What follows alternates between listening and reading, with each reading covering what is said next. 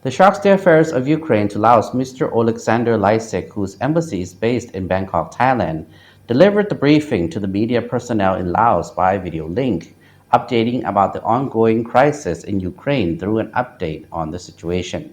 Media personnel on Monday attended a news briefing to learn about the ongoing crisis in Ukraine through an update on the situation provided by a Ukrainian diplomat. The German and Canadian embassies in Vientiane facilitated the event, which took place at the German embassy. The Chargé d'Affaires of Ukraine to Laos, Mr. Alexander Lysek, whose embassy is based in Bangkok, Thailand, delivered the briefing by video link. The conflict between Ukraine and Russia has been ongoing for almost 100 days, causing a large number of civilian deaths and casualties, Mr. Lysek said. He described the enormous damage caused by the military conflict to infrastructure and the country's economy, saying it is the most severe to have occurred in decades.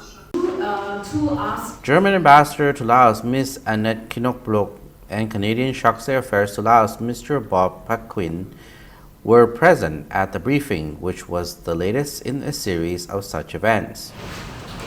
The Russian embassy to Laos has also delivered regular press briefings to inform the media about the development of the conflict, giving a different perspective on the situation.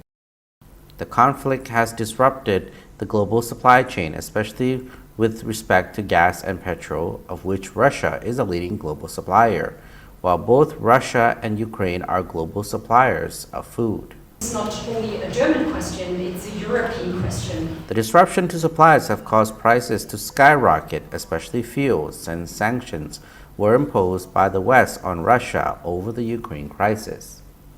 This has worsened conditions in a global market already destabilized by the COVID-19 pandemic, especially with regards to food. The surge in production prices has bumped up inflation rates in many countries, triggering fears of economic stagflation and even recession.